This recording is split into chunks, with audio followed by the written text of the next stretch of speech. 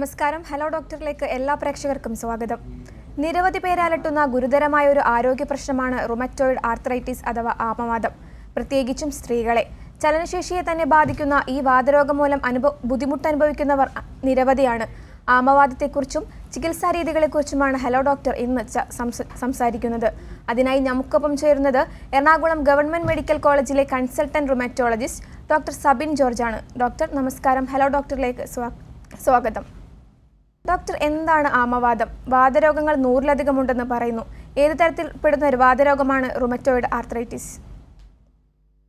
ഈ നമ്മൾ ആമവാദം എന്ന് പറഞ്ഞാല് അതൊരു ക്രോണിക് ഓട്ടോ ഇമ്മ്യൂൺ അസുഖമാണ്. ഓട്ടോ ഇമ്മ്യൂൺ എന്ന് പറഞ്ഞാല് ഈ നമ്മുടെ പ്രതിരോധ ശക്തി തന്നെ നമ്മുടെ കോശങ്ങളെ ആക്രമിക്കുന്ന ഒരു അവസ്ഥയാണ് ഓട്ടോ ഇമ്മ്യൂണിറ്റി എന്ന് പറയുന്നത്.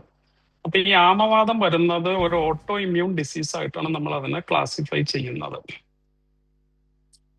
അത് കൂടുതലുമായിട്ട് നമ്മുടെ ജോയിന്റുകളെയാണ് എഫക്ട് ചെയ്യുന്നത്. അപ്പോൾ സാധാരണഗതിയിൽ അത് സ്ത്രീകളിലാണ് കൂടുതലായിട്ട് കണ്ടുവരുന്നത്. അപ്പോൾ ലളിതമായിട്ട് പറഞ്ഞാൽ ആമവാദം എന്ന് പറഞ്ഞാൽ ഒരു ഓട്ടോ ഇമ്മ്യൂൺ അസുഖമാണ്. ഡോക്ടർ, ആരൊക്കെയാണ് ഈ രോഗം കൂടുതലും ബാധിക്കുന്നത്? പ്രായം കുറഞ്ഞവരിൽ വരാനുള്ള സാധ്യത എത്രത്തോളമാണ്?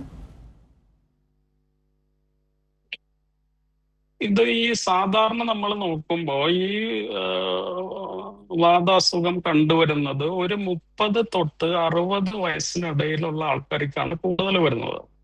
അതില് സ്ത്രീകൾക്കാണ് കൂടുതൽ വരാനായുള്ള ചാൻസ് കൂടുതൽ സ്ത്രീകൾക്കാണ്. നമ്മൾ അതിന്റെ റേഷ്യോ എടുക്കുമ്പോൾ ഒരു 3:1 റേഷ്യോ, അതായത് 3 സ്ത്രീകളെ എഫക്ട് ചെയ്യുമ്പോൾ ഒരു പുരുഷനെ എഫക്ട് ചെയ്യും. അങ്ങനെയാണ് അതിന്റെ റേഷ്യോ വരുന്നത്. അപ്പൊ കൂടുതലും ഈ 30 തൊട്ട് 60 വയസ്സിനിടയിലുള്ള രോഗികൾക്ക് സ്ത്രീകളിലാണ് ഇത് കൂടുതൽ കണ്ടുവരുന്നത്. എന്നിരുന്നാലും പ്രായം കൂടിയ ആൾക്കാർക്ക് വരാം, അതായത് 60 വയസ്സ് കഴിഞ്ഞ ആൾക്കാർക്ക് വരാം. അപ്പൊ അങ്ങനെ വരുമ്പോൾ നമ്മൾ അതിനെ ലേറ്റ് ഓൺസെറ്റ് റുമറ്റോയിഡ് ആർത്രൈറ്റിസ് എന്നാണ് പറയുന്നത്.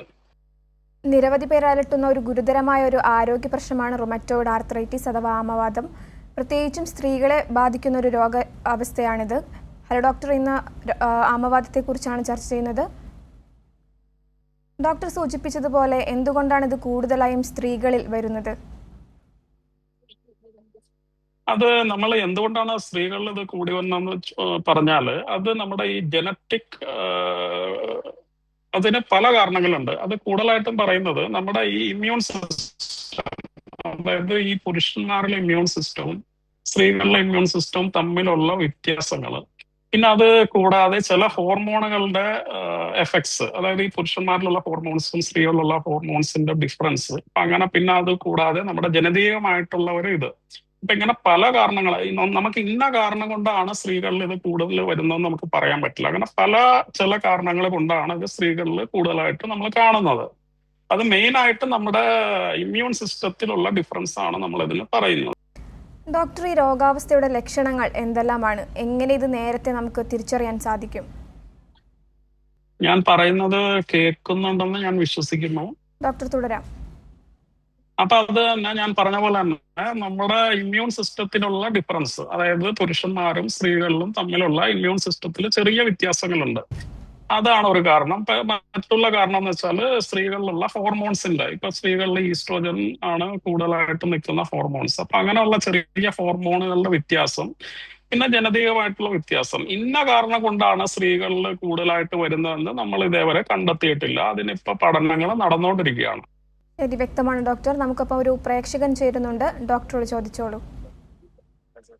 ഡോക്ടർ, 89 വയസ്സ് പ്രായമുള്ള എന്റെ ഭാര്യയുടെ അമ്മ ആമവാദമാണെന്ന് പറയുന്നു. കാലിൽ എന്താന്ന് വെച്ച് കഴിഞ്ഞാൽ നീര് വന്ന് പൊട്ടി ഒലിക്കുന്ന അവസ്ഥ, അതോടൊപ്പം തന്നെ കയ്യിലും കാര്യമായിട്ട് നീരിങ്ങനെ വരുന്നു. അങ്ങനെ ഇത് ആമവാദത്തിന്റെ സിംറ്റം ആണോ സാർ? ഇങ്ങനെ ഈ പൊട്ടി ഒലിക്കുക എന്ന് പറയുമ്പോൾ ഒരു വല്ലാത്തൊരവസ്ഥയിലാണ് ഇരിക്കുന്നത് കാണുമ്പോൾ 2 കാലും. ഈ ആമവാദത്തിന്റെ ഒരു കോംപ്ലിക്കേഷൻ എന്ന് പറഞ്ഞാല് ഈ സ്കിന്നിനെ ഇത് എഫക്ട് ചെയ്യുന്ന ഒരു അവസ്ഥയുണ്ട് ആമവാദം. അപ്പോൾ ആമവാദത്തിൽ ഇങ്ങനെ പൊട്ടി ഒലിക്കുന്ന ഒരു അവസ്ഥ വരാം. അതിന് നമ്മൾ പയോഡർമ ഗാംഗ്രിനോസം എന്നാണ് നമ്മൾ പറയുന്നത്. അതിങ്ങനെ ഒരു അൾസറായിട്ട്, ഒരു നോൺ ഹീലിംഗ്, അതായത് സുഖം പ്രാപിക്കാത്ത ഒരു അൾസറായിട്ട് ഇങ്ങനെ കാലിലൊക്കെ അങ്ങനെ വരാം. അങ്ങനെ നമ്മൾ കണ്ടുവരുന്നുണ്ട്. അത് ആമവാദത്തിന്റെ ഒരു കോംപ്ലിക്കേഷൻ ആയിട്ട് നമ്മൾ എടുക്കണം. അത് കൂടാതെ ഇത് ചിലപ്പോൾ ഈ രക്തകോശങ്ങളെ ഈ ആമവാദം എഫക്ട് ചെയ്യാം. അതിന് നമ്മൾ വാസ്കുലൈറ്റിസ് എന്നാണ് നമ്മൾ പറയുന്നത്. അപ്പൊ അങ്ങനെയുള്ള അവസ്ഥയിലും ഇങ്ങനെ ഈ കാലുകളിലൊക്കെ നീരും അൾസേഴ്സ് ഒക്കെ ആയിട്ട് ഇത് വരാം. അത് നമ്മള് ശരിക്ക് ചികിത്സിക്കാത്തത് കൊണ്ടാണ് അങ്ങനെ ഡിസീസ് ഇങ്ങനെ സിവിയർ അവസ്ഥയിലേക്ക് പോകുന്നത്. അപ്പൊ ആമവാദത്തിൽ അത് വരാം. അത് പിന്നെ നമ്മൾ അതിന്റെ റിപ്പോർട്ടും കാര്യങ്ങളൊക്കെ പരിശോധിച്ചതിന് ശേഷം മാത്രമേ നമുക്ക് അതൊരു ഡെഫിനിറ്റീവ് ആയിട്ടുള്ള ഒരു കൺക്ലൂഷനിലേക്ക് എത്താൻ പറ്റുള്ളൂ. പ്രേക്ഷകന് വ്യക്തമായെന്ന് കരുതുന്നു. ഡോക്ടർ, എന്തെല്ലാമാണ് ഈ രോഗാവസ്ഥയുടെ ലക്ഷണങ്ങൾ? ഇതിന്റെ ഒരു കോമൺ ആയിട്ടുള്ള ഒരു സിംറ്റം എന്ന് വെച്ചാൽ ആർത്രൈറ്റിസ് ആണ്. ആർത്രൈറ്റിസ് എന്ന് പറഞ്ഞാൽ നമ്മുടെ ജോയിന്റിൽ ഉണ്ടാവുന്ന വേദന, പിന്നെ നീര്, ജോയിന്റുകളിൽ നീരും വേദനയുമായിട്ടാണ് ഇത് കോമൺ ആയിട്ട് ഇത് പ്രസന്റ് ചെയ്യുന്ന ഈ അസുഖം. ഇത് നമ്മുടെ ചെറിയ ജോയിന്റ്സ് ഉണ്ടല്ലോ, നമ്മുടെ കയ്യിലെ കാലുകളിലെയും ചെറിയ ജോയിന്റ്സിനെ അഫക്ട് ചെയ്യാനായിട്ടാണ് കൂടുതലും സാധ്യത. എന്നിരുന്നാലും നമ്മുടെ വലിയ ജോയിന്റ്സിന്, ഫോർ എക്സാമ്പിൾ മുട്ടിനൊക്കെ ഇത് എഫക്ട് ചെയ്യാം. പിന്നെ അത് കൂടാതെ ഇതിന്റെ ഒരു പ്രത്യേകത എന്ന് പറഞ്ഞാൽ രാവിലെ എണീക്കുമ്പോഴുള്ള ഒരു മോർണിംഗ് സ്റ്റിഫ്നെസ്, അതായത് രാവിലെ എണീക്കുമ്പോൾ കൈകാലൊക്കെ ഒന്ന് വഴങ്ങി വരാനായിട്ടുള്ള ഒരു ബുദ്ധിമുട്ടുണ്ടാവും രോഗികൾക്ക്. അത് അവർ പറയും. സാധാരണഗതിയിൽ ഒരു 30 മിനിറ്റിൽ കൂടുതൽ ഒരു നിലനിൽക്കുന്ന ഒരു മോർണിംഗ് സ്റ്റിഫ്നെസ്സും ഇതിന്റെ ഒരു ഫീച്ചറാണ്. ഇതാണ് ഇതിന്റെ കോമണസ്റ്റ് പ്രസന്റേഷൻ ആയിട്ട് വരുന്നത്. അത് കൂടാതെ ഈ ജോയിന്റ് വേദന സാധാരണ ഇത് ക്രോണിക് ആയിരിക്കും. ക്രോണിക് എന്ന് പറഞ്ഞാൽ കുറെ നാളുകൾ നീണ്ടു നിൽക്കും. സാധാരണ നമ്മൾ പറയുന്നത് ഒരു 6 ആഴ്ചയിൽ കൂടുതൽ നീണ്ടു നിൽക്കുന്ന ഈ ജോയിന്റ് വേദന അലോങ് വിത്ത് ദി സ്വെല്ലിങ്, അതായത് നീര്, ജോയിന്റ് വേദനയും നീരും. പിന്നെ ഇത് സിമിട്രിക് ആയിരിക്കും. സിമിട്രിക് എന്ന് പറഞ്ഞാൽ രണ്ട് സൈഡിലെ, ഇപ്പൊ നമ്മുടെ ഒരു ജോയിന്റ് ഒരു സൈഡിൽ ഒരു ജോയിന്റിനെ അഫക്ട് ചെയ്താൽ അതേ സിമിലർ ജോയിന്റ് ആയിരിക്കും ഓപ്പോസിറ്റ് സൈഡിലും എഫക്ട് ചെയ്യുന്നത്. അതായത് റൈറ്റ് ഹാൻഡിനെ അഫക്ട് ചെയ്യുമ്പോൾ ലെഫ്റ്റ് ഹാൻഡിനും കൂടി ഇത് എഫക്ട് ചെയ്യും. അതുകൊണ്ട് നമ്മൾ സിമിട്രിക് ആർത്രൈറ്റിസ് ആയിരിക്കുള്ളൂ കൂടുതലും ഭൂരിഭാഗം ആൾക്കാർക്കും. എസിമെട്രിക്കൽ ആയിട്ടും വരാം. ഞാൻ പറയുന്നത് ഒരു കോമൺ കണ്ടീഷനാണ് പറയുന്നത്. അത് കൂടാതെ ഈ ജോയിന്റിനെ മാത്രമല്ലാതെ, ഞാൻ നേരത്തെ പറഞ്ഞല്ലോ, ഇതൊരു ഓട്ടോ ഇമ്മ്യൂൺ അസുഖമാണ്. ജോയിന്റിനെ കൂടാതെ മറ്റുള്ള അവയവങ്ങളെയും ഇത് എഫക്ട് ചെയ്യാം. ഒരു കോമണസ്റ്റ് പ്രസന്റേഷൻ എന്ന് പറഞ്ഞാൽ ഈ ജോയിന്റ് വേദന, നീര്, ഏർലി മോർണിംഗ് സ്റ്റിഫ്നെസ്, ഇതാണ് ഇതിന്റെ ഒരു കോമണസ്റ്റ് പ്രസന്റേഷൻ. ഡോക്ടർ, ഈ ആമവാദം ശരീരത്തെ എങ്ങനെയാണ് ബാധിക്കുന്നത്? മറ്റു അവയവങ്ങളെ ഇത് എങ്ങനെയെല്ലാം ബാധിക്കുന്നു? എല്ലാം ഡിഫാം, ജോയിന്റ്സ് എല്ലാം നശിച്ചു പോവാം, ഡാമേജ് സംഭവിക്കാം നമ്മൾ ഇത് ട്രീറ്റ്മെന്റ് കറക്റ്റായിട്ട് എടുത്തില്ലെങ്കിൽ. അപ്പൊ നമ്മുടെ ജോയിന്റ്സ് കൂടാതെ, ഞാൻ നേരത്തെ പറഞ്ഞ പോലെ ഇതൊരു ഓട്ടോ ഇമ്മ്യൂൺ അസുഖം അല്ലെങ്കിൽ ഒരു സിസ്റ്റമിക് അസുഖമായതുകൊണ്ട് ജോയിന്റ്സ് കൂടാതെ മറ്റു പല അവയവങ്ങളെയും എഫക്ട് ചെയ്യാം. അങ്ങനെ ഇത് കോമൺ ആയിട്ട് എഫക്ട് ചെയ്യുന്ന ഒരു അവയവമാണ് നമ്മുടെ ശ്വാസകോശം അഥവാ ലങ്സ്. ഇത് ലങ്സിനെ എഫക്ട് ചെയ്യാം. ലങ്സിനെ എഫക്ട് ചെയ്യുമ്പോൾ പലതരത്തിലുള്ള അസുഖങ്ങളായിട്ട് എഫക്ട് ചെയ്യാം. അതിലൊരു കോമണസ്റ്റ് അസുഖമാണ് ഇന്റർസ്റ്റീഷ്യൽ ലങ് ഡിസീസ് എന്ന് പറയുന്നത്. അങ്ങനെ എഫക്ട് ചെയ്യാം. അത് കൂടാതെ ഇത് കണ്ണിനെ എഫക്ട് ചെയ്യാം. കണ്ണിനെ എഫക്ട് ചെയ്യുമ്പോൾ നമുക്ക് കണ്ണിൽ ചുമപ്പ്, അതിഭീകരമായ വേദന, അങ്ങനെ സ്ക്ലീറൈറ്റിസ്, പിന്നെ ഡ്രൈ ഐസ് അല്ലെങ്കിൽ സിക്ക, കെറാറ്റോകൺജങ്ക്റ്റിവിറ്റിസ് സിക്ക, അങ്ങനെ പറയുന്ന പോലെ കണ്ണില് തരിതരിപ്പ് തോന്നുക, അതിഭീകരമായ വേദന, അങ്ങനെ പല രീതിയിൽ ഇത് കണ്ണിനെ എഫക്ട് ചെയ്യാം. പിന്നെ അത് കൂടാതെ നേരത്തെ പറഞ്ഞതുപോലെ ഇതിനെ സ്കിന്നിനെ എഫക്ട് ചെയ്യാം. സ്കിന്നിനെ എഫക്ട് ചെയ്യുമ്പോൾ ഇങ്ങനെ പൊട്ടല്, അൾസേഴ്സ്, നോൺ ഹീലിംഗ് അൾസേഴ്സ് ആയിട്ട് വരാം. പിന്നെ അത് കൂടാതെ ഇത് വീണ്ടും. ഡോക്ടർ, നമുക്കിപ്പോൾ ഒരു പ്രേക്ഷക ചേരുന്നുണ്ട്, ഡോക്ടറോട് ചോദിച്ചോളൂ. എനിക്ക് വാദത്തിന്റെ അസുഖമുണ്ട് ഡോക്ടർ. കാലെല്ലാം വിരലെല്ലാം തിരിഞ്ഞു പോകുന്ന, ഞരമ്പ് വഴി ഭയങ്കര വേദന, ഒരു ഭയങ്കര ബുദ്ധിമുട്ടുണ്ട് ഡോക്ടർ എനിക്ക്. അല്ല, നിങ്ങൾ ഇതിനൊരു റുമറ്റോളജിസ്റ്റിന്റെ സഹായം എപ്പോഴെങ്കിലും തേടിയിട്ടുണ്ടോ? തേടിയിട്ടുണ്ട്. ആയുർവേദ ഡോക്ടറെയാണ് കാണുന്നത് ഇപ്പോഴും. ഇതിപ്പോ നമ്മൾ അത് ആദ്യം നമ്മുടെ കുറച്ച് ടെസ്റ്റുകളൊക്കെ, അതായത് വാദത്തിൻ്റെതായിട്ടുള്ള, ആമവാദത്തിൻ്റെതായിട്ടുള്ള സ്പെഷ്യലൈസ്ഡ് ടെസ്റ്റുകളുണ്ട്. അപ്പൊ അതൊക്കെ നമ്മൾ ചെയ്തിട്ട് ഏത് ടൈപ്പ് രോഗമാണെന്ന് നമ്മൾ നിർണയിക്കും. അതായത് വാദരോഗത്തിലുള്ള പല വകഭേദങ്ങളുണ്ട്, ആമവാദത്തിലായാലും പല വകഭേദങ്ങളുണ്ട്. അപ്പൊ അതിലേതാണെന്ന് നിർണയിച്ചതിന് ശേഷമാണ് നമ്മൾ ട്രീറ്റ്മെന്റ് മുന്നോട്ട് പോകുന്നത്. അപ്പൊ നിങ്ങള് അലോപ്പതി ഡോക്ടർ ആരെയും അല്ലെങ്കിൽ വാദരോഗ വിദഗ്ധന്മാരെ അലോപ്പതിയിലുള്ള ആരെയും കണ്ടിട്ടില്ലെങ്കിൽ എത്രയും പെട്ടെന്ന് ഒരു ഡോക്ടറെ ഒന്ന് കാണിച്ചിട്ട് ഒരു അഭിപ്രായം എടുക്കുക. കാരണം ഇപ്പൊ ഈ വിരലൊക്കെ വളഞ്ഞു പോകുന്നത് ഡിസ് കൺട്രോൾ ആകാത്തത് കൊണ്ടാണ് ഈ വിരലൊക്കെ ഇങ്ങനെ വളഞ്ഞു പോകുന്നത്. അതാണ് ഞാൻ നേരത്തെ പറഞ്ഞ പോലെ ജോയിന്റ് ഡാമേജ് സംഭവിക്കുന്നത് കൊണ്ടാണ് ഈ വിരലൊക്കെ വളഞ്ഞു പോകുന്നത് കേട്ടോ. അപ്പൊ നിങ്ങളുടെ ഡിസീസ് കൺട്രോളിലല്ല. അപ്പൊ എത്രയും പെട്ടെന്ന് ഒരു വാതരോഗ വിദഗ്ധനെ ഒന്ന് കണ്ട ഒരു അഭിപ്രായം എടുക്കുക. അതിനുശേഷം മരുന്ന് തുടങ്ങുക കേട്ടോ. കാരണം ഇപ്പൊ ഇംഗ്ലീഷ് അല്ലെങ്കിൽ അത് ഒരുപാട് പുതിയ മരുന്നുകൾ കാര്യങ്ങളെല്ലാം വന്നിട്ടുണ്ട്. അപ്പോ അത് ട്രീറ്റ്മെന്റിലൂടെ നിങ്ങളെ നിയർ നോർമലിലേക്ക്, അതായത് ഒരു സാധാരണ ഒരു ജീവിതത്തിലേക്ക് നമുക്ക് തിരിച്ചു കൊണ്ടുവരാനായിട്ട് സാധിക്കും. പ്രേക്ഷകർക്ക് വ്യക്തമായി എന്ന് കരുതുന്നു. ഡോക്ടർ, അടുത്തതായി എന്തുകൊണ്ടാണ് ഈ രോഗാവസ്ഥ വരുന്നത്? ഇതിന്റെ കാരണങ്ങൾ എന്തെല്ലാമാണ്? ഇതിന് നമ്മളെ പഠനങ്ങളിൽ നമ്മൾ ഇതിന്റെ പല കാരണങ്ങൾ പറയുന്നുണ്ട്. ഇന്ന ഒരു കാരണം കൊണ്ടാണെന്ന് ഇതേവരെ നമ്മൾ നിർണയിച്ചിട്ടില്ല.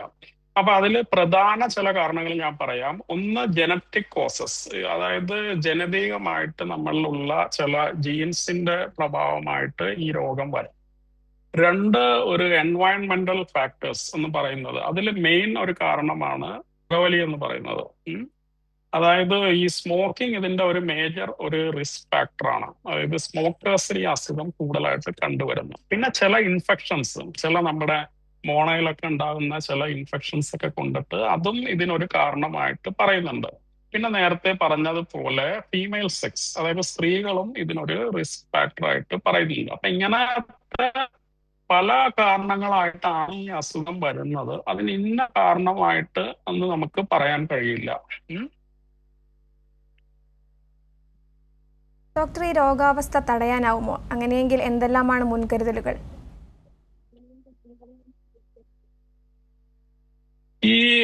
ഇപ്പൊ നമുക്ക് ഈ രോഗാവസ്ഥ തടയാനാകുമെന്ന് ചോദിച്ചാല് ഇതിന്റെ ഈ റിസ്ക് ഫാക്ടേഴ്സ് പറഞ്ഞല്ലോ, അതിൽ ചില മോഡിഫയബിൾ റിസ്ക് ഫാക്ടേഴ്സ് ഉണ്ട്. നമ്മൾക്ക് ഇത് മോഡിഫൈ ചെയ്യാൻ പറ്റുന്നത്. അതായത് ഇപ്പൊ പുകവലിക്കുന്ന ആളാണെങ്കിൽ പുകവലി നിർത്തുക.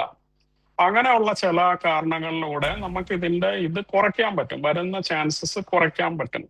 അല്ലാതെ ഇത് കൊണ്ട് തടയാൻ പറ്റുമെന്ന് ചോദിച്ചാൽ അത് വളരെ ബുദ്ധിമുട്ടായിരിക്കും. കാരണം ഇത് പല കാരണങ്ങളാലെ വരുന്ന ഒരു രോഗമാണ്. അപ്പൊ നമ്മൾ ഈ റിസ്ക് ഫാക്ടേഴ്സ് കുറച്ച് കഴിഞ്ഞാൽ, അതായത് ഓറൽ ഹൈജീൻ ഒക്കെ നന്നായിട്ട് ഓറൽ ഹൈജീൻ മെയിൻറ്റെയിൻ ചെയ്യുക, ഒരു ഹെൽത്തി ലൈഫ് സ്റ്റൈൽ ഫോളോ ചെയ്യുക, പുകവലി ഉണ്ടെങ്കിൽ അത് നിർത്തുക. അപ്പൊ ഇങ്ങനെയുള്ള കാരണങ്ങളൊക്കെ ചെയ്താൽ ഒരു പരിധി വരെ നമുക്കിത് വരുന്നത് കുറയ്ക്കാനായിട്ട് സാധിക്കും. വ്യക്തമാണ് ഡോക്ടർ. നമുക്കിപ്പോ ഒരു പ്രേക്ഷകൻ ചേരുന്നുണ്ട്, ഡോക്ടറോട് ചോദിച്ചോളൂ. ഇടത് കാലിന്റെ വലിയ കഴുത്ത് വിരലില്ലേ, അത് പിന്നെ ഒരു സൈഡിലേക്ക് വളഞ്ഞു വരുന്നുണ്ട്, ഈ കാണുന്ന രൂപത്തിൽ. അത് ഈ ആമവാദം എന്ന് പറഞ്ഞ ആണോ? നിങ്ങൾക്ക് ഇപ്പൊ എത്ര വയസ്സുണ്ട്? വയസ്സ് എത്ര ഉണ്ട് ഇപ്പൊ? എനിക്ക് 53 വയസ്സ്. 53 വയസ്സുണ്ട്. ഇപ്പൊ ഈ ഇടത് കാലിന്റെ വിരല് മാത്രം, അതായത് ഐസൊലേറ്റഡ് അവിടെ മാത്രം വളയുന്നത് ചിലപ്പോ അത് ഏജ് റിലേറ്റഡ് തേയ്മാനത്തിന്റെ ഭാഗമായിട്ട് വരാം, ആമവാദത്തിന്റെ ഭാഗമായിട്ട് വരാം. അപ്പൊ ഞാൻ പറഞ്ഞതുപോലെ ഈ ആമവാദമാണെങ്കിൽ ഒരു വിരലിനെ മാത്രമല്ല പല വിരലുകളെ അത് ബാധിക്കാനായിട്ടുള്ള, കോമൺലി അത് പല വിരലുകളെ ബാധിക്കും. പക്ഷെ ഇപ്പൊ നമുക്ക് ടെസ്റ്റുകളുണ്ട്, ഇത് ആമവാദത്തിന്റെ ആണോ അല്ലയോ എന്ന് നോക്കാൻ വേണ്ടിയിട്ട് ചില ചെറിയ ബ്ലഡ് ടെസ്റ്റുകളിലൂടെ നമുക്കത് നിർണ്ണയിക്കാൻ പറ്റും. അത് കൂടാതെ നമ്മൾ എക്സ്റേയും കാര്യങ്ങളൊക്കെ ഒന്ന് എടുത്ത് നോക്കേണ്ടതായിട്ടിരിക്കുന്നു. മറ്റു വിരലുകളിലൊന്നും ഇത് നോക്കിക്കഴിഞ്ഞാൽ മാത്രമേ നമ്മൾക്ക് അതെ. അപ്പൊ മറ്റു വിരലുകളിലില്ലെങ്കിൽ ആമവാദത്തിൻ്റെതായിട്ട് വരാനായിട്ടുള്ള സാധ്യത കുറവാണ്. ബാക്കി നമ്മൾ ഈ ടെസ്റ്റുകളും കാര്യങ്ങളൊക്കെ ചെയ്താലും മാത്രമേ നമുക്കൊരു ഡെഫിനിറ്റ് ആയിട്ടുള്ള ഒരു കൺക്ലൂഷനിലേക്ക് എത്താൻ പറ്റുള്ളൂ. പ്രേക്ഷകന് വ്യക്തമായി എന്ന് കരുതുന്നു. ഡോക്ടർ, ഈ രോഗാവസ്ഥ എത്രത്തോളം ഗുരുതരമാണ്? ഇത് നമ്മൾ നേരത്തെ തന്നെ നമ്മൾ ചികിത്സിച്ചാൽ, ഞാൻ നേരത്തെ പറഞ്ഞതുപോലെ ഒരു നല്ല ഒരു നോർമൽ ഇതിലേക്ക് നമ്മളെ രോഗിനെ എത്തിക്കാൻ പറ്റും. പക്ഷേ നമ്മൾ ഇതേപോലെ ചികിത്സിക്കാതെ രോഗം ഇങ്ങനെ വ്യാപിക്കാനായിട്ട് വിട്ടുകഴിഞ്ഞാൽ നേരത്തെ പറഞ്ഞതുപോലെ നമ്മുടെ ജോയിന്റിന് ഡാമേജ് സംഭവിക്കാം. ഡാമേജ് സംഭവിച്ചു കഴിഞ്ഞാൽ ഡിഫോർമിറ്റീസ് ഒക്കെ വരാനായിട്ടുള്ള സാധ്യതയുണ്ട്. പിന്നെ അങ്ങനെ അത് കൂടാതെ തന്നെ മറ്റേ അവയവങ്ങളെ എഫക്ട് ചെയ്യാനായിട്ടുള്ള ചാൻസസും കൂടുതലാണ്. നമ്മൾ അഡിക്വേറ്റ് ആയിട്ട് ഈ അസുഖം നമ്മൾ ചികിത്സിച്ചില്ല എന്നുണ്ടെങ്കിൽ നേരത്തെ പറഞ്ഞതുപോലെ തന്നെ ഈ ശ്വാസകോശത്തിനെ എഫക്ട് ചെയ്യാം, ഇന്റർസ്റ്റീഷ്യൽ ലങ് ഡിസീസസ് വരാം. അത് കൂടാതെ തന്നെ സ്കിന്നിനെ എഫക്ട് ചെയ്യാം. പിന്നെ അത് കൂടാതെ നമ്മുടെ മജ്ജയെ എഫക്ട് ചെയ്യാം, അനീമിയ സംഭവിക്കാം, അതായത് രക്തം കുറഞ്ഞു പോകുന്ന ഒരു അവസ്ഥയിലേക്ക് വരാം. പിന്നെ അത് കൂടാതെ നമ്മുടെ രക്തക്കുഴലുകളെ എഫക്ട് ചെയ്യാം, അതായത് ബ്ലഡ് വെസൽസ്, വാസ്കുലൈറ്റിസ് എന്നാണ് അതിന് പറയുന്നത്, അങ്ങനെ വരാം. അത് കൂടാതെ ഇത് ഞരമ്പുകളെ എഫക്ട് ചെയ്യാം. അപ്പൊ അങ്ങനെ നമ്മൾ ഇത് ചികിത്സിക്കാതെ, നമ്മൾ കറക്റ്റായിട്ട് ഇത് ചികിത്സിക്കാതെ വിട്ടു കഴിഞ്ഞാല് ഈ രോഗികള് ഈ കാലം ചെല്ലും തോറും അവരുടെ ലൈഫ് എക്സ്പെക്ടൻസി കുറയാനും അവരുടെ ലൈഫിന്റെ ക്വാളിറ്റി കുറയാനായിട്ടുള്ള സാധ്യതകളൊക്കെ ഏറെ ഉള്ള ഒരു അസുഖമാണ്. എന്നിരുന്നാലും നമ്മൾ നേരത്തെ തന്നെ ഇത് കറക്റ്റായിട്ട് ചികിത്സിച്ചാൽ ഒരു നോർമൽ ലൈഫിലേക്ക് ഇവരെ കൊണ്ടുവരാനായിട്ട് നമുക്ക് സാധിക്കും. ഇപ്പോഴത്തെ ആധുനിക മരുന്നുകളെ കൊണ്ട് നമുക്ക് നോർമൽ ഇതിലേക്ക് കൊണ്ടുവരാനായിട്ട് സാധിക്കും. ഡോക്ടർ, നമുക്കിപ്പം ഒരു പ്രേക്ഷകൻ കൂടി ചേരുന്നുണ്ട്, ഡോക്ടറോട് ചോദിച്ചോളൂ. ഒരുപാട് വർഷങ്ങളായി ഈ കൈ അല്ലെ ആമവാദം ഒന്നും നോക്കിയപ്പോ കാണാനില്ല. ഒരു 10-20 വർഷങ്ങളായി ഏതു നേരം അങ്ങനെ വേദന. അല്ല, എല്ലാ ജോയിന്റിലും വേദന. അപ്പൊ നമ്മൾ ഒരു ദിവസം പിന്നെ എന്താ പറയാ MR സ്കാൻ നോക്കി 4 മാസം ഡോക്ടർ പറഞ്ഞപ്പോ പാലക്കാട് അതില് എക്സസൈസ് ചെയ്താൽ മതി എന്ന് പറഞ്ഞു. പക്ഷെ ഇത് മാറാൻ പറ്റില്ല. അപ്പൊ ഞാനിപ്പോ ജോലി കാണിച്ചപ്പോ ഒരുപാട് ഫുള്ളായിട്ട് സ്കാൻ ചെയ്തിട്ടില്ല. അപ്പൊ ഇവിടെ ഇത് കൊണ്ടുപോയപ്പോ ഈ അഭിപ്രായം കേട്ടപ്പോ കുറെ കാലം ഇങ്ങനെ ഇരിക്കുന്നു. ഈ ആരോ പിടിച്ചിങ്ങനെ നരമ്പുകളിലൊക്കെ ഈ എന്തോട്ട് ഇങ്ങനെ വലിക്കുന്ന മേലെ ഒരു വേദന. അത് കഴിഞ്ഞാൽ ശരീരം കംപ്ലീറ്റ് ഈ കാലേ അടിഭാഗം മൊത്തം വേദന. അപ്പൊ രോഗി വിട്ടുന്നത് ഡോക്ടർ നരമ്പുകൾ ബാധിക്കുന്ന ഒരു വേദന ആമം. അപ്പൊ അത് മാറാൻ സുഖപ്പെടുത്താനേ പറ്റുള്ളൂ എന്ന് പറയണോ? അപ്പൊ അങ്ങനെ മാറിയില്ല, എത്ര കാലം വരെ മാറിയില്ല. അല്ല, ഒന്ന് ഇത് ആമവാദമാണോ അല്ലയോ എന്ന് നമ്മൾ നിർണ്ണയിക്കേണ്ടതായിട്ടിരിക്കുന്നു. ആമവാദത്തിന്റെ ടെസ്റ്റുകൾ ഞാൻ പറഞ്ഞില്ലേ, ചില സ്പെഷ്യലൈസ്ഡ് ടെസ്റ്റുകൾ, പിന്നെ നമ്മുടെ എക്സ്റേയിൽ അസുഖത്തിൻ്റെതായിട്ടുള്ള ചില ചേഞ്ചസും കാര്യങ്ങളൊക്കെ നമുക്ക് കാണാൻ പറ്റും. അപ്പൊ അങ്ങനെ ഒരു അസസ്മെന്റിലൂടെയാണ് നമ്മൾ ആമവാദം നമ്മൾ സ്ഥിരീകരിക്കുന്നത്. ആദ്യം താങ്കളുടെ അസുഖം ആമവാദം കൊണ്ടാണോ അല്ലയോ എന്ന് നമ്മൾ സ്ഥിരീകരിക്കേണ്ടിയിരിക്കുന്നു. അപ്പൊ അതിന്റെ ടെസ്റ്റുകളുടെ അടിസ്ഥാനത്തിലാണ് നമ്മളത് പറയുന്നത്. അപ്പൊ അതിന്റെ ടെസ്റ്റുകൾ ചെയ്തിട്ടുണ്ടോ? തൈറോയിഡിന്റെ ഒക്കെ നോക്കി വർഷങ്ങൾ മുമ്പ്. അപ്പൊ അതൊക്കെ ചെയ്തപ്പോ അതിന് കുഴപ്പമൊന്നുമില്ല. ഇപ്പൊ നിങ്ങൾ പിന്നെ ജോലിന്റെ ഭാഗമായിട്ട് നമ്മുടെ പാചകഗ്യാസിന്റെ സിലിണ്ടർ കൊടുക്കണമെന്ന് ഒരു 10-25 വർഷം ഞാൻ എടുത്തു കൊടുക്കല് അങ്ങോട്ട് ഒരു വർക്കിന്റെ ഭാഗമായിട്ട് അങ്ങനെ കിട്ടുന്നത്. നല്ല വേദന. പക്ഷെ മരുന്ന് വെച്ചിട്ടൊന്നും സുഖപ്പെടുത്തില്ല. എത്ര കാലം വരെ 10-20 വർഷം ആകാനായി. കുറവില്ല. അങ്ങനെ അപ്പൊ ചില വേദനകൾ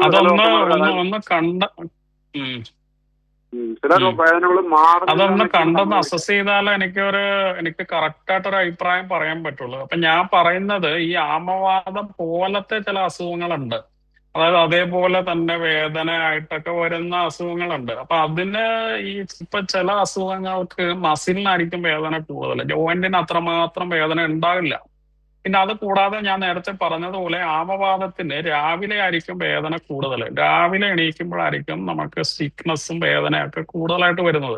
അപ്പൊ താങ്കളുടെ റിപ്പോർട്ടും കാര്യങ്ങളൊക്കെ ഒന്ന് പരിശോധിക്കേണ്ടിയിരിക്കുന്നു. അതിനുശേഷം മാത്രമേ ഒരു ഡെഫിനറ്റ് ആയിട്ടുള്ള ഒരു അഭിപ്രായം പറയാൻ പറ്റുമുള്ളൂ. പ്രേക്ഷകന് വ്യക്തമായെന്ന് കരുതുന്നു. ഡോക്ടർ സൂചിപ്പിച്ച പോലെ സ്ത്രീകളെയാണ് ഈ രോഗം കൂടുതൽ ബാധിക്കുന്നതെങ്കിൽ ഇത് പ്രഗ്നൻസിയെ ബാധിക്കുമോ? ഇത് നമ്മുടെ ഈ സാധാരണഗതിയിൽ ഈ ആമവാദം ഈ പ്രഗ്നൻസിന് നമ്മൾ കണ്ടുവരുന്നത് ഈ പ്രഗ്നൻസി സമയത്ത് കുറച്ചൊന്ന് ഒരു മൈൽഡ് ഇതിലേക്ക് പോകുന്നതാണ് നമ്മൾ കണ്ടുവരുന്നത്. അതേസമയം ഈ ഡെലിവറിക്ക് ശേഷം ഇത് കൂടാനായിട്ടുള്ള ഒരു ചാൻസ് കൂടുതലാണ്. അപ്പൊ നമ്മൾ ഈ പ്രഗ്നൻസി പ്ലാൻ ചെയ്യുന്ന സ്ത്രീകള് നേരത്തെ തന്നെ നമ്മുടെ റുമറ്റോളജിസ്റ്റുമായിട്ട് സംസാരിച്ച് ഈ പ്രഗ്നൻസി സേഫ് ആയിട്ടുള്ള ചില ആമവാദത്തിന് ആ മരുന്നുകളിലേക്ക് നമ്മൾ മാറ്റും, അല്ലെങ്കിൽ മാറ്റാൻ ശ്രമിക്കണം. അതിനുശേഷം നമ്മൾ പോസ്റ്റ് ഡെലിവറിക്ക് ശേഷം മാത്രമേ നമ്മൾ മറ്റുള്ള മരുന്നൊക്കെ ആഡ് ചെയ്യുള്ളൂ. അപ്പൊ പ്രഗ്നൻസി സമയത്ത് ഈ രോഗം നന്നായിട്ട് നമുക്ക് ഇപ്പോഴത്തെ പുതിയ മരുന്നുകൾ വെച്ച് നമുക്ക് നന്നായിട്ട് കൺട്രോൾ ചെയ്യാൻ പറ്റും. അപ്പൊ ഈ പ്രഗ്നൻസി സമയത്ത് പ്രഗ്നൻസി സേഫ് ആയിട്ടുള്ള മരുന്നുകളാണ് നമ്മൾ റെക്കമെൻഡ് ചെയ്യുന്നത്. അത് പ്രഗ്നൻസി ഡെലിവറിക്ക് ശേഷം നമ്മൾ മരുന്നിന്റെ അളവും ഇതെല്ലാം മാറ്റിയിട്ട് ഒരു നോർമൽ രീതിയിലേക്ക് നമുക്കിത് ഡിസീസ് കൺട്രോൾ ചെയ്യാനായിട്ട് നമുക്ക് സാധിക്കും ഇന്നത്തെ സാഹചര്യത്തിൽ. ഡോക്ടർ, ഈ രോഗാവസ്ഥയുടെ നൂതന ചികിത്സാ രീതികൾ എന്തൊക്കെയാണ്? ഇത് സാധാരണ നമ്മൾ ഈ റുമറ്റോയ്ഡ് ആർത്രൈറ്റിസിന് കൊടുക്കുന്ന മരുന്നുകളെ നമ്മൾ പറയുന്നത് disease modifying anti rheumatoid drugs അല്ലെങ്കിൽ ഡിമാർഡ്സ് എന്നാണ് നമ്മൾ പറയുന്നത്. അതിപ്പോ പല ടൈപ്പ് ഉണ്ട്. അതായത് ആദ്യത്തെ ഒരു ഗ്രൂപ്പിൽ വരുന്നത് കൺവെൻഷണൽ ഡിമാർഡ്സ് എന്ന് പറയുന്ന മരുന്നുകളാണ്. അത് ഗേളായിട്ടാണ് വരുന്നത്.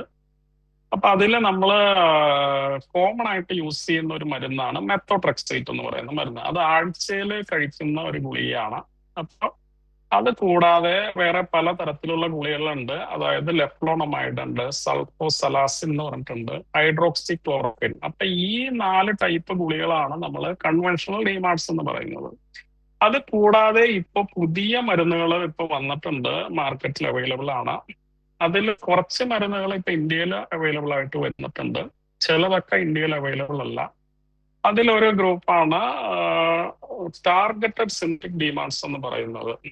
അതിൽ വരുന്നത് മെയിൻ ആയിട്ടുള്ള 2 ഗുളികളാണ് വരുന്നത്. ഒന്ന് ടോഫാസിറ്റിനിബ്, ഉപ്പാഡാസിറ്റിനിബ് എന്ന് പറയുന്നത്. ഈ 2 ഗുളികൾ ഇപ്പൊ നിലവിൽ ഇന്ത്യൻ മാർക്കറ്റിൽ അവൈലബിൾ ആണ്. അത് കൂടാതെ ഇപ്പം നമ്മുടെ നൂതന ചികിത്സകളുണ്ട്, ബയോളജിക്കൽസ് അല്ലെങ്കിൽ ടാർഗറ്റഡ് തെറാപ്പി എന്ന് പറയും. അപ്പൊ ഇത് ഇഞ്ചക്ഷൻസ് ആയിട്ടാണ് വരുന്നത്. അത് പല ടൈപ്പ് ഇഞ്ചക്ഷൻസ് വരുന്നുണ്ട്. അതിന്റെ എല്ലാ ഇതിലേക്കും ഞാൻ കടക്കുന്നില്ല. അതിൽ ചില ഇഞ്ചക്ഷൻസ് ആണ് TNF ഇൻഹിബിറ്റേഴ്സ് എന്ന് പറഞ്ഞിട്ട് നമ്മൾ കോമൺ ആയിട്ട് യൂസ് ചെയ്യുന്ന ഇഞ്ചക്ഷൻസ് ആണ്. കുറച്ച് കോസ്റ്റ്ലി ആണ്. പക്ഷെ ഇതെല്ലാം കൊണ്ട് നമുക്ക് ഡിസീസ് ഒക്കെ നമുക്ക് നോർമലിലേക്ക്, ഞാൻ നേരത്തെ പറഞ്ഞതുപോലെ ഒരു നോർമൽ രീതിയിലേക്ക് നമുക്ക് ആക്കാൻ പറ്റും. അപ്പൊ ഈ TNF ഇൻഹിബിറ്റേഴ്സിന്റെ ഒരു എക്സാമ്പിൾ പറഞ്ഞാൽ അഡാലിമുമാബ്, ഇൻഫ്ലിക്സിമാബ് എന്നൊക്കെ പറഞ്ഞിട്ട് പല ടൈപ്പുള്ള ഇഞ്ചക്ഷൻസ് വരുന്നുണ്ട്. ഇത് എടുക്കുന്ന രീതിയും എടുക്കുന്ന ഡോസേജസും എടുക്കുന്ന ഡ്യൂറേഷൻസും എല്ലാം വ്യത്യാസമുണ്ട്. അത് കൂടാതെ പുതിയൊരു ബയോളജിക്കാണ് റിറ്റുക്സിമാബ് എന്ന് പറഞ്ഞിട്ട്. അപ്പൊ ഇത് കൂടാതെ വേറെ പല ടൈപ്പ് ബയോളജിക്കൽസും ഇപ്പൊ അവൈലബിൾ ആണ്. പക്ഷെ ഇതിന്റെ ഒരു കോസ്റ്റ് എന്ന് പറയുന്ന ഒരു ഫാക്ടറാണ്. പിന്നെ ഇത് എടുത്തു കഴിഞ്ഞാൽ ഞാൻ പറഞ്ഞ പോലെ നമ്മൾ നേരത്തെ തന്നെ ടെസ്റ്റ് ചെയ്തിട്ട് ഈ ആമവാദത്തിന്റെ തന്നെ ഞാൻ പറഞ്ഞതുപോലെ തന്നെ പല വകഭേദങ്ങളുണ്ട്. ആ വകഭേദങ്ങളൊക്കെ നമ്മൾ ഈ പേഷ്യൻസിനെ നിർണയിച്ചിട്ട് മാത്രം ഇഞ്ചക്ഷൻസും കാര്യങ്ങളിലൊക്കെ നമ്മൾ കടക്കുകയുള്ളൂ. ഇതൊക്കെയാണ് നമ്മുടെ പുതിയ ലേറ്റസ്റ്റ് മരുന്നുകൾ വന്നത്. വ്യക്തമാണ് ഡോക്ടർ. നമുക്കിപ്പം ഒരു പ്രേക്ഷകൻ ചേരുന്നുണ്ട്, വയനാട് നിന്നും മുഹമ്മദ്. ഡോക്ടറോട് ചോദിച്ചോളൂ. സാർ, ഞാന് മരുന്നിപ്പോ കഴിച്ചുകൊണ്ടിരിക്കുന്നുണ്ട്. ഇത് ബ്ലഡൊക്കെ ടെസ്റ്റ് ചെയ്യാറുണ്ട്. ഒരു 3 മാസം 6 മാസത്തിൽ കുഴപ്പമൊന്നും ഇപ്പൊ ഇല്ല. ഇപ്പം വേദനകളോ കുഴപ്പങ്ങളോ ഒന്നുമില്ല. പക്ഷെ ഞാൻ മരുന്ന് തുടർച്ചയായിട്ട് കഴിക്കുന്നുണ്ട്. അപ്പൊ അതുകൊണ്ട് വല്ല സൈഡ് എഫക്റ്റ് ഉണ്ടാവുമോ എന്ന് അറിയാൻ വേണ്ടി വിളിച്ചതാണ്. എനിക്ക് ഇല്ല, നമ്മള് ഈ മരുന്നിന്റെ സൈഡ് എഫക്റ്റ് അതെ നമ്മളെ ഈ മരുന്നിന്റെ സൈഡ് എഫക്റ്റ്